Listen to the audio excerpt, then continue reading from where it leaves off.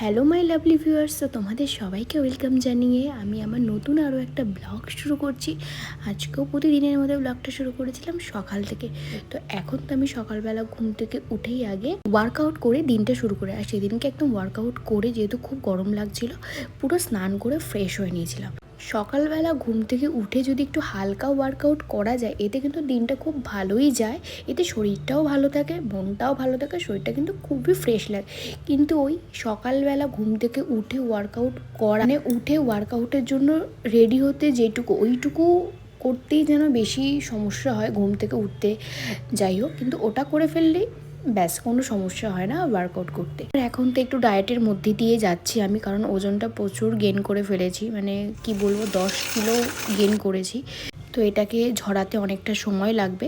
আর এদিকে দেখো, সেদিনকে রান্না করেছিলাম পনির দিয়ে মটরশুঁটি। আর এই মটরশুঁটিটা আমার শাশুড়িমা বাড়িতেই ফ্রোজেন করে রেখেছে, শীতের সময় রেখে ফ্রিজে রেখে দিয়েছিল, আর সেটাই এখন আমরা অল্প অল্প করে ব্যবহার করছি। তো তোমরা কে কে এরকমভাবে মটরশুঁটি ফ্রোজেন করে রাখো বাড়িতে, সেটা আমাকে কমেন্ট বক্সে কিন্তু অবশ্যই জানিও। আর এদিকে দেখো কি কাণ্ডটাই না ঘটলো। এখানে ছিলাম, দুধটা উতলালো না। যেই আমি একটু ওইদিকে গেছি, জাস্ট গেছি আর এসছি, ব্যাস পুরো উতলে পড়ে গেল।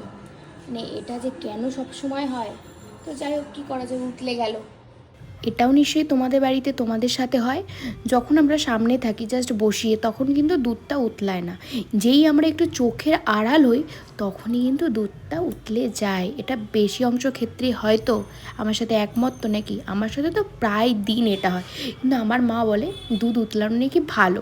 আমি জানি না কী কারণে ভালো, মা বলে, তাই মা বলে ঠিক আছে দুধ উতলেছে, কোনো কিছু করার দরকার নেই, মুছে ফেলবে, হয়ে যাবে। আর এই গরমে আমি প্রতিদিনই পারছি আম ডাল রান্না করার চেষ্টা করছি। আর সেদিনকে যেহেতু নিরামিষ ছিল, আমি মটর ডাল আম দিয়ে করেছিলাম।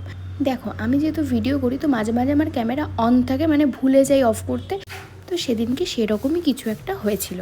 এবারে আমার বর একটু ক্যামেরার সামনে আসতে একটু লজ্জা পায়, ও বলে তুমি ভিডিও করো কিন্তু আমাকে নিও না। আর সেদিনকে দেখো কি হলো, ও তো ভুলে গেছে ক্যামেরা অন আছে, আর ও ওর মতো কথা বলেই যাচ্ছে।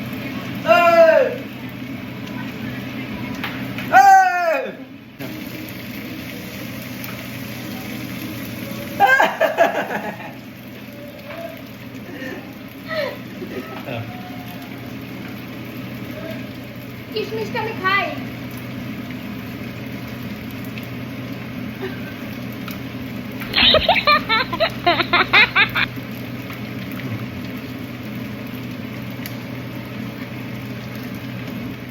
তো যাই হোক, অনেকক্ষণ হাসি ঠাট্টা হলো, এবারে রান্নায় ফেরা যাক। আর আমি সেদিনকে তো মটর পনির করেছিলাম, আর এই রেসিপিটা কিন্তু আমি ফুল তোমাদের জন্য করেছি, আর তোমাদেরকে দিয়েও দিয়েছি। তো তোমরা কিন্তু অবশ্যই সেটা চেক করে নিও, আর একবার বানিয়ে খেয়ে দেখো। কিন্তু এটা কিন্তু নিরামিষ একটা রেসিপি। তো তারপরে কিচেনটাকে তো ক্লিন করতে হবে, তো তারপরে সেটাকে ক্লিন করে নিলাম। তারপরে খাওয়া দাওয়ার পরে একটু বসে টিভি দেখছিলাম। তো এই ছিল আমার ব্লগ। ভালো লাগলো অবশ্যই লাইক কমেন্ট শেয়ার করো। টাটা।